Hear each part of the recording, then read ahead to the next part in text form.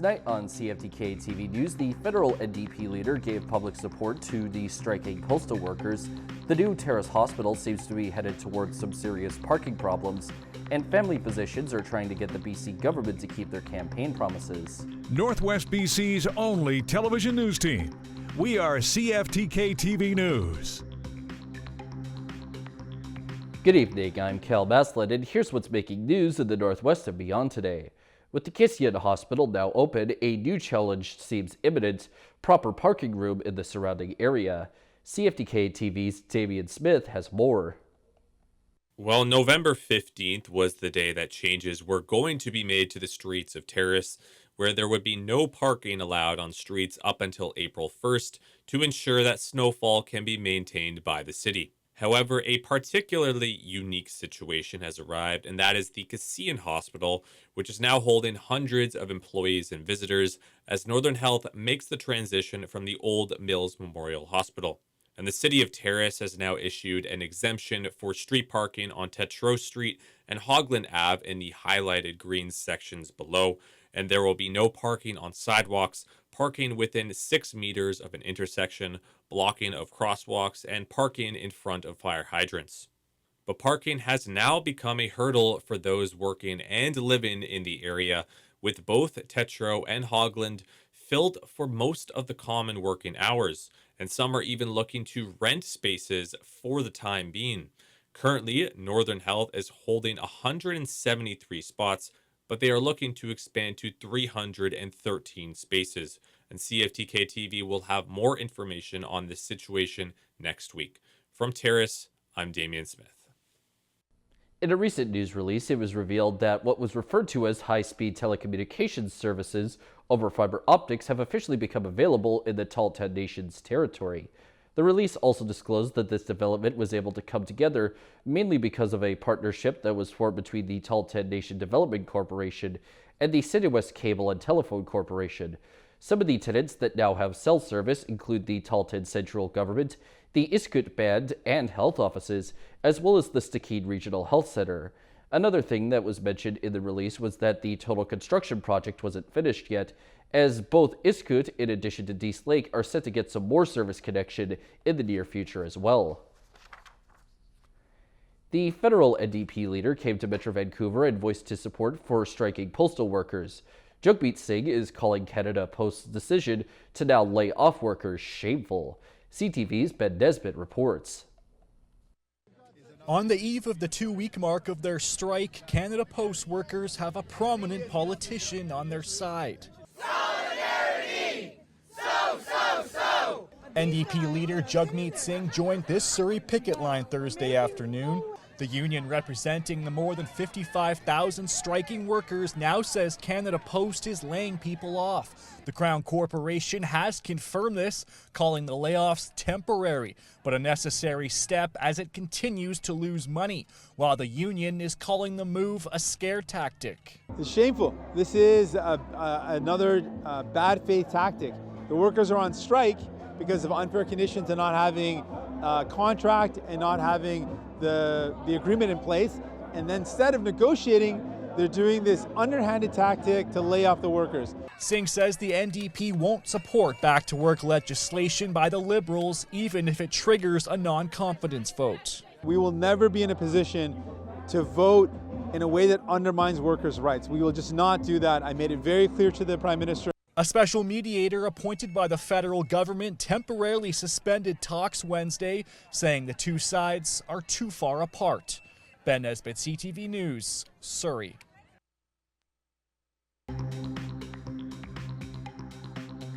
Coming up next, Vancouver's mayor is proposing some changes related to cryptocurrency. Welcome back. Family physicians are calling on the NDP government to take urgent action on what they're calling an ongoing crisis. As CTV's Rob Buffett reports, they want the Premier to follow through on his election promises.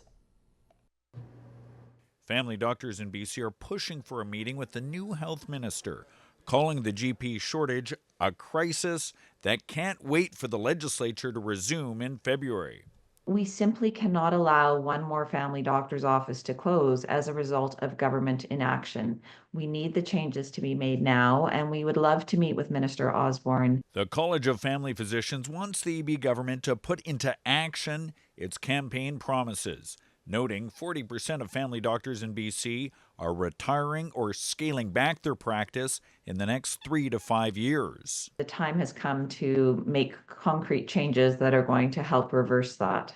Top of the list, reducing paperwork, including EB's pledge to ditch the requirement for sick notes. Immediately, we would like to see a reduction in the administrative burden. 30% of a family physician's day is spent doing administrative tasks and not seeing patients. The new health minister says a meeting is coming soon, as is a plan to eliminate sick notes. But there's no date yet for either. We need their advice, we need their guidance, we need to make sure that we do this right, and eliminating sick notes will increase the amount of time that doctors can spend with people. BC Conservative health critic Anna Kindy echoes the doctors' concerns, noting the strain the shortage is putting on emergency rooms. People are coming in with, just to give you an example, they're coming in to get their skin cancer diagnosed in emergency. The doctors also want meaningful steps to attract new GPs to BC, including the promised streamlining of credentialing for foreign-trained doctors, as well as efforts to retain those already here. They don't have access to things like extended medical and dental benefits or pensions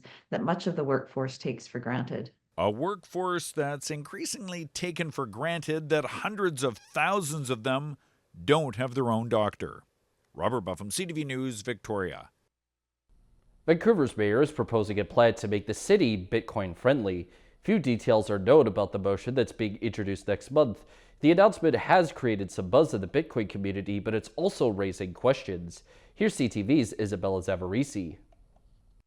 A sound financial decision or riddled with risk? Vancouver's mayor is signaling investments in cryptocurrency. I think it's exciting. Ken Sim announced the proposal at Tuesday's council meeting. For a motion titled Preserving of the City's Purchasing Power Through Diversification of Financial Resources, Becoming a Bitcoin-Friendly City. While there's little information about the plan so far, it's being welcomed by those in the industry. I think it's good for the space. In terms of an idea for the city of Vancouver, I definitely think it has some merit to it. It's not the first time Sim has expressed interest in crypto. During his 2022 mayoral campaign, Sim's ABC party accepted cryptocurrency donations. One industry member tells CTV News he spoke with the mayor Thursday and says one of the ideas is to purchase Bitcoin with public funds and hold it as a reserve asset. He's very pro-Bitcoin. He wants to, he wants Vancouver to kind of come on board and use and be, a friendly city to the space. One finance professor cautions against using taxpayer dollars for this kind of investing. Which I feel very uncomfortable about because, I don't actually like it when, government officials in any form invest public money in anything. It's not their business to do. But those in the crypto space point to countries like El Salvador, who started buying Bitcoin in 2021. At the time, Bitcoin was trading at $50,000. People were skeptical. It's expensive. It's too volatile. But today, Bitcoin is almost 100,000. Sim will table the motion December 11th. Isabella Zavarisi, CTV News, Vancouver. With the holiday season being pretty much here, St. Paul's Hospital in downtown Vancouver kicked off the season with a bang. Fireworks covered the sky as the hospital illuminated its lights of hope. And while they helped brighten spirits, at least one onlooker proved they could also help save lives. CTV's Craig Krause has more. Thousands of lights, paired with fireworks lighting up the night sky outside of St. Paul's Hospital in downtown Vancouver Wednesday night. Yeah, it's pretty special. Karam Roberts was just one of the spectators in the crowd, someone who knows the hospital all too well. I first engaged with St. Paul's Hospital back in December 2020. I started experiencing symptoms of maybe a cold or allergies. Fast forward to December and I just progressively got worse and worse. A rare autoimmune condition sending her into cardiac arrest, forcing staff to resuscitate her twice before placing her in an induced coma.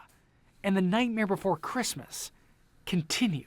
And I woke up to learn that due to the cardiac arrest, I now had heart failure, which I also had to live with along with the vasculitis diagnosis. Surgery after surgery, all in an attempt to regain a sense of normalcy.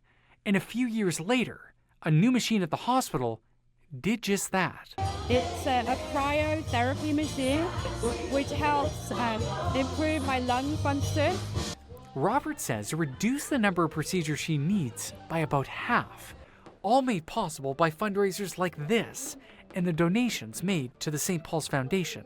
Tonight is all about providing hope to people, and right now there are people in the hospital who are lonely and frightened. They're facing big health challenges, and they can look outside their window and see the whole community here rooting for them. The foundation aims to raise $3.7 million this year, all in an attempt to help more people like Roberts.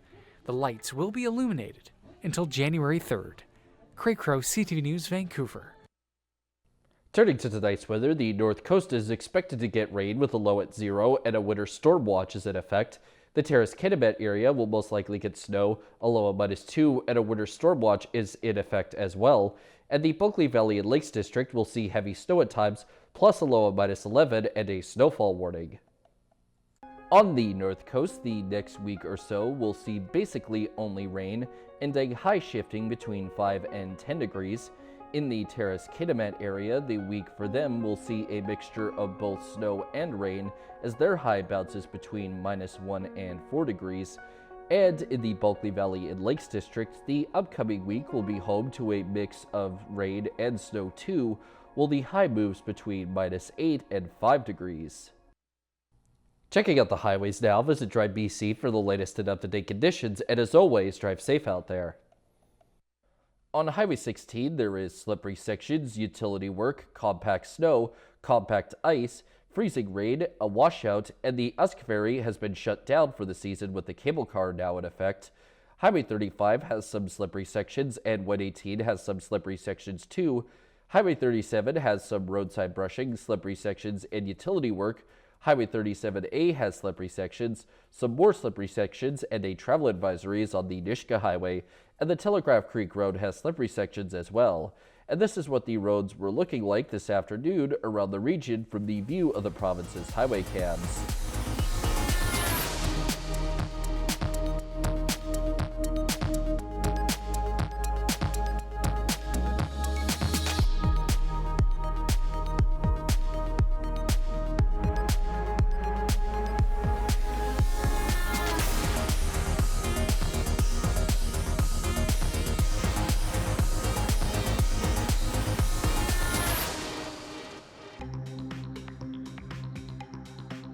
Still to come is a look at some recent Bank of Canada interest rate related news. Welcome back. Interest rate cuts by the Bank of Canada appear to have stimulated spending, and that means more Canadians are taking on added debt. But as more people renegotiate their mortgages and take on credit card debt and car loans, delinquency rates also increased. CTV's Pat Foran reports. Interest rates and inflation may be coming down, but for many Canadians, it's not happening soon enough. Consumer debt in the third quarter of this year hit a record high of $2.5 trillion. That's a 4.1% increase over last year. As consumers take on more debt, serious delinquencies when accounts are 90 days or more past due have increased almost 2% over last year. Consumers just are not able to keep current on all their payments in all the cases. So we are seeing delinquencies creep up a bit. TransUnion says high housing costs, the price of groceries, and other inflationary pressures are making it harder to pay the bills, especially for younger millennial and Gen Z consumers who range in age from their teens to early 40s. Cost of living is high, and at the same time, interest rates are higher. So I think that creates a payment shock for a lot of Canadians where all of a sudden, things are less affordable and the cost of covering your debt becomes a little bit more expensive. Equifax also issued a report which said interest rate cuts are giving some relief to consumers, but it found that newcomers to Canada and those new to credit are having issues making their payments. It found 1.3 million consumers missed credit payments in the third quarter of this year. That's an increase of more than 10% over last year. That group of consumers that entered Canada, we've seen their debt levels growing at a faster rate than we typically would expect. And we're seeing missed payments come through earlier and faster than we normally see for that newcomer population. As we enter the holiday spending period, both credit reporting agencies say it's important for consumers to not miss any payments. Doing that will eventually lead to higher borrowing costs. If you do go out and want to apply for additional credit elsewhere, you may find it is harder to get access to credit. You may find you don't get the best rates because potentially those missed payments can impact your score. Pat Foran, CTV News. The builder of the world-famous Gastown steam clock has passed away. Friends and family of Ray Saunders mourned his passing, but hope his contributions will be remembered and celebrated. CTV's St. Alexander now on the man who lived life to the fullest to the very end.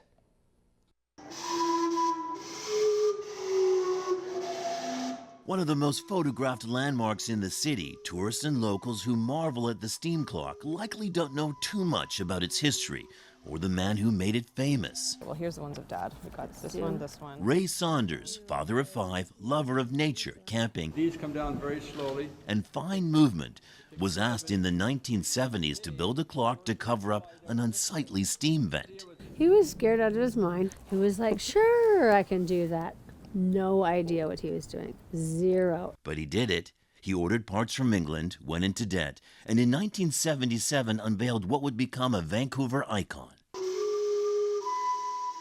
He would often go down and stand by the clock and talk to people and say, wow, look at this clock. How old do you think it is? Originally, it was fueled by steam, but the source below proved unreliable. These days, with the exception of the whistles, it's run by electricity. I'm proud to say it's doing its job. On Saturday night, 83-year-old Saunders was with friends for his weekly poker game. After midnight, he said his goodbyes, got into his car, and sometime before he took off, he died. Up until his last moments, he was probably joking, having a good time, and then departed for the great beyond. His daughters describe him as generous to a fault. Saunders never seemed to retire because he always wanted to help. Last year, a dream came true when he was hired to restore the clock on the Vancouver block. He was smiling always, and he was very happy to be part of that project. A lot of friends. I mean, hundreds of friends. I think in his closest circle, there's maybe 40 close friends. He's a lot of fun. He's a lot of fun to be around. He's got a rascally sense of humor. He's quick with his wit and his jokes. And his talent for tinkering means his clocks live on all over the world. As for his most famous work, the $20,000 debt Saunders incurred building it was paid by an anonymous donor, whose name, to this very day, we still don't know. St. Alexander, CTV News, Vancouver. Notorious serial killer Paul Bernardo was denied parole for a third time. He appeared before the Parole Board of Canada, as did 2 family members of the 2 women he murdered, who offered up emotional victim impact statements. CTV's Genevieve Boscheman reports further. Bernardo said he worked as a groundskeeper in prison. He was asked to explain what led him to carry out his heinous crimes. After saying it was a good thing he was caught for society, he said he became sadistic because it is the ultimate power, that he was angry at the world, describing a troubled upbringing. A commissioner pointed out that while sadly many people have poor social histories, they don't go on to do what Bernardo did. Bernardo, now 60 years old, stared straight ahead as 6 heart-wrenching victim impact statements were read. Kristen French's mother spoke of being re-traumatized every time a parole hearing comes up. Each day, I'm not able to hug her, kiss her, tell her how proud I am of her, and how very much I love her. For a mother, that is agony for which there are no words. This via a glitchy remote connection. She was unable to make the trip after the parole board allowed victims in person just last week.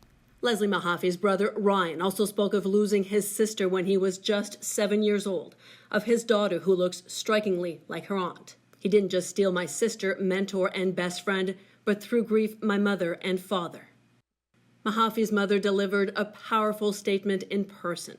She was at one point overwhelmed, and longtime family lawyer Tim Danson read part of her statement. Having murdered my daughter and violated her with unspeakable sadistic brutality, My duty, my responsibility, and that of my family is to protect Leslie's memory, saying she needed justice for her daughter. And justice, the victims insisted, is that Bernardo spend the rest of his life behind bars. It took just 30 minutes of deliberations for the parole board to conclude that the risk of releasing Bernardo was just too high. Geneviève Beauchemin, CTV News, La Macasa, Quebec. And now we turn our attention to how the stock markets look today compared to yesterday. The Canadian dollar remained the same as yesterday. The price of gold is up $16.20. Oil is down 72 cents. Natural gas is up 16 cents. Aluminum is down $13.50. In Toronto, the TSX is up 104.48 points. The Venture Index is up 6.57. In New York, the Dow Jones is up 188.59 and Nasdaq is up 157.69. Still ahead, we have a preview of the BC edition of Taylor Swift's Eras Tour concert. Welcome back. In about a week, one of the world's biggest stars will hit Vancouver's stage. Taylor Swift will perform 3 sold-out shows at BC Place, wrapping up her record-breaking Eras Tour. Vancouver recently revealed its plans to handle the massive crowds, and as CTV's Martin McMahon reports, those without a ticket hoping for a tailgate party are out of luck. Everybody is getting their Taylor Swift-themed friendship bracelets ready, from the fire chief to the mounted unit of the Vancouver Police Department. And while the concert is expected to be a real party, the roads downtown won't be. Of course, if possible, please consider walking, cycling, Mobi, rolling, and transit as an alternative, just to be far more reliable for everybody involved. Extra SkyTrains and buses will be running. This map shows the extensive street closures around the stadium. They include Pacific Boulevard from the Cambie Bridge off-ramp to Pat Quinn Way and the northbound Cambie Street Bridge off-ramp. Many people are planning on staying away. I'm going to avoid the area for traffic, but I think it's great for Vancouver and it's been great for Toronto, and I think it's good for Canada. Probably take my dog for a walk, watch some Netflix, and pretend the whole thing's not happening. My plans are to stay as far away as possible. Hunker down at home, maybe some eggnog, we'll see how it goes. In all, 250,000 people are expected to descend on the area around BC Place. I can compare it personally to if you take into perspective the 2010 Olympic gold medal game. In terms of the anticipation and the buzz, the gold medal game for the Olympics is on that level. But to put it into perspective, you have to multiply that by 3. And not to be the anti-hero, but organizers and police want fans without tickets to avoid the area outside the stadium. If you don't have a ticket, don't come to the Stadium District on Friday, Saturday, and Sunday. The gatherings have become a hallmark of the Eras Tour, but no such plans here. Martin McMahon, CTV News, Vancouver. An adjunct business professor at the University of BC says he feels Destination Vancouver's estimate that Taylor Swift's Eras Tour will bring $157 million in economic impact seems realistic. Jarrett Von says signs of an economic boom can be seen in how local businesses responded by preparing to host various Swift-themed events and promotions to capitalize on fan excitement. Destination Vancouver, the city's tourism body, forecast its estimates, saying that $97 million in direct spending on items, including accommodation, food, and transport, could happen. That is all of our news for now. From everyone at CFTK-TV News, I'm Cale Maslin, and thank you for watching.